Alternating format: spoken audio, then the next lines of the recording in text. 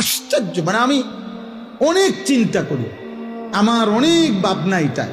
এই 18-16 বছর আর 20 বছরের ছেলে যেগুলো এক ওয়াক্ত নামাজ পড়ে না, আমার কাছে মনে হয় মানে তার চাইতে বড় গাদ্দার মানুষ হইতে পারে। আরে বাপরে বাপ,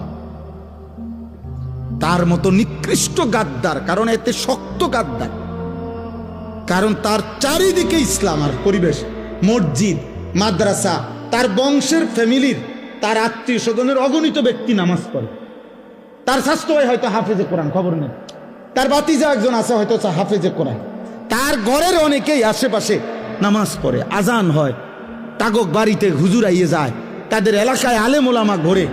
এত কিছুর ভিতরে তার মা মুসলমান, বাবা মুসলমান, কিন্তু এই জানোয়ার এত শক্ত হারামি, তার কলিজার মধ্যে এমন শক্ত পাথর, এত বড় পরিবেশ থাকতেও এক ওয়াক্ত নামাজ পড়ে না। এটা মুসলমানের বাচ্চা হয় কেমন? ছি ছি ছি ছি ছি বেটা, থু বেটা তোদের কপালে, বেটা বেনামাজি তোদের কপালে থুতু মারলাম বেটা, থুতু তোর কপালে বেটা,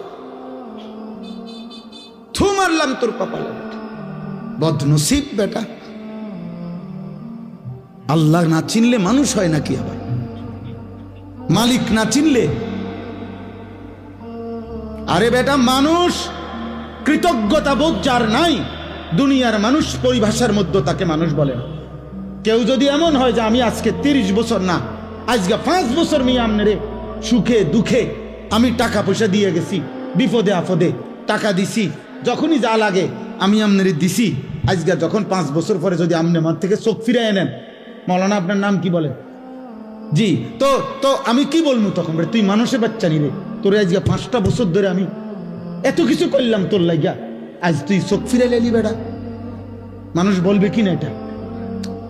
তাহলে দুনিয়াতে বেটা কদ্দুর ভাত মাছ খাওয়াইয়া দুনিয়াতে কয়টা টাকা, হয়তো মাসে 2000 দিছে, আর কি তা শীতকালে একটা কম্বল কিনা দিছে, একটা জাম্পার কিনা দিছে, তার বউ বাচ্চা লেগে কদ্দুর বাজার সদাই করে দিছে।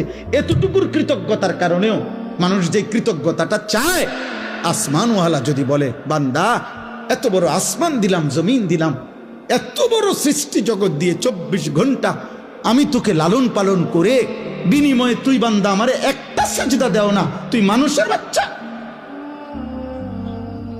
তুই জানোয়ার না? তো জানোয়ার কে তাইলে বেটা?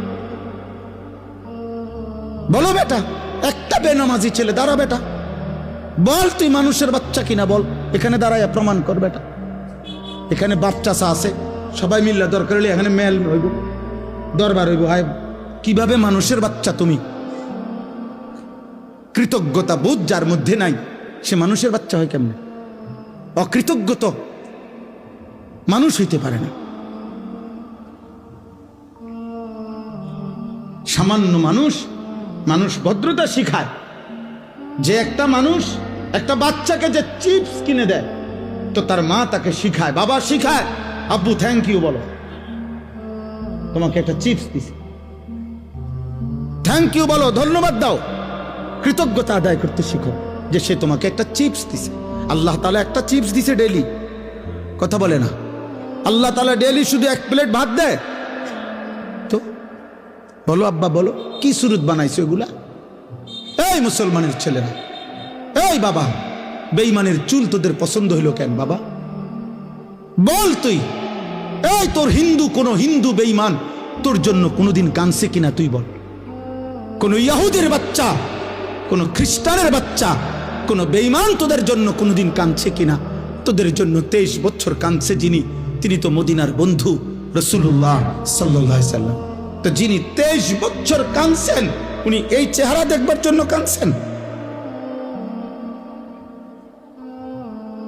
বলো, তোমার মা 9 মাস তোমার গর্ভে ধারণ করে এত যন্ত্রণা সয়েছেন এই তোমার এই সুরত দেখার জন্য? 2 বছর তোমার দুধ পান করাইছেন এই সুরত দেখার জন্য? 1 ওয়াক্ত নামাজ পড়তা না, এই দৃশ্য দেখবে মা? কোন মাকে যদি বলে যে মা তোর ফুত এত নষ্ট হইল কেমনে, তোর ফুত এত বড় অসভ্য হইল কেমনে, 1 ওয়াক্ত নামাজ পড়ে না, আহা, সেই মা যদি একবার দীর্ঘশ্বাস ফেলে বলে ফেলে, ওই মা, ফুত, তুই আমারে কি বেইজ্জতি করলি? বলেন, এটা যদি কোনো মা বলে ফেলে তো এই অভিশাপ আল্লাহর আরশ পর্যন্ত পৌঁছতে কতক্ষণ লাগবে?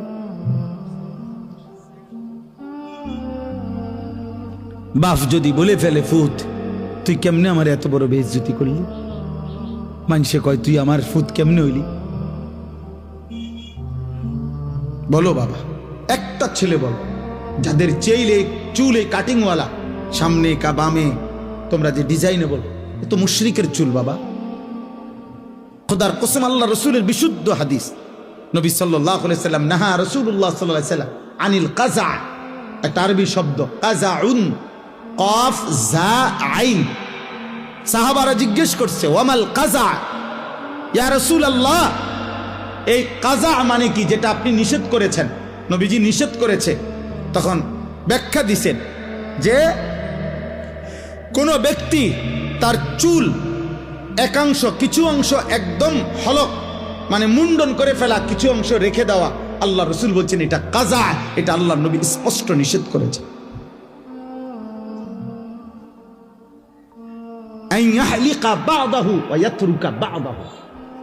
কিছু অংশ হলক, কিছু অংশ কি রেখে। এটা কি হুজুর এই চুল না? তুমি পুরা মাথা কামায় এলো, নাহলে পুরা মাথা চারদিকে সমান চুল রাখো, নয়তো পিছনে বাবরি রাখো। কিন্তু তোমরা এটা কি রাখছো বাবা?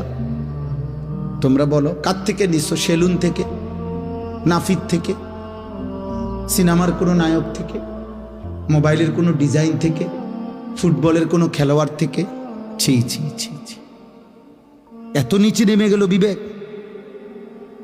রুচি এত নিচে নেমে গেল, এত নিকৃষ্ট রুচি। তোর বাবা তোকে তোর পছন্দ হয় না বাবা? তোর দাদার চলাফেরা তোমার পছন্দ হয় না? তোমাগো গ্রামের মসজিদের ইমাম সাহেবের চলাফেরা পছন্দ হয় না? তোমাগো গ্রামে যত হুজুর আসে, আলেম আসে, ওনাদের চুল চেহারা তোমার পছন্দ হয় না? তোমার এলাকার কোনো আউলিয়া পীর বুজুর্গ যদি কোনোদিন দেখে থাকো, তো তাদের চুল চেহারা তোমার পছন্দ হয় না? কারোই ভালো লাগলো না? কোনো মুসলমানের চুল চেহারা তোমার ভালো লাগলো না? তুই বেঈমানের মতো পছন্দ করলা। আজকে কাটো, আজকে নিয়ত করো, আজকে নিয়ত। আর নাই তো মনে রাখো বাবা, যদি মনে করো তুমি পাত্তা দিলা না, কোনো অসুবিধা নাই, কোনো অসুবিধা নাই।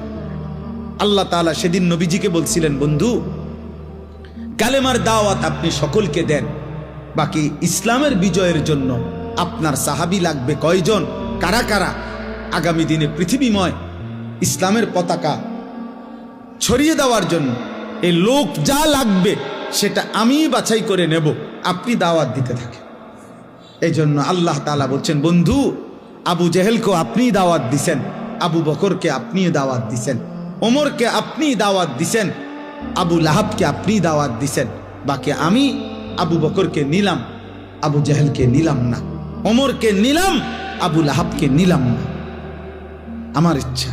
এজন্য দোস্ত, তোমরা মনে রাখো বাবা, আপনাদের সবাইকে বলি, আমাকেও বলি, প্রত্যেকেই মনে রাখবেন, 1450 বছর ধরে ইসলাম আছে, ছিল, আগামী দিনেও থাকবে। ইসলামের বিজয় হবে, কালেমার বিজয় হবে।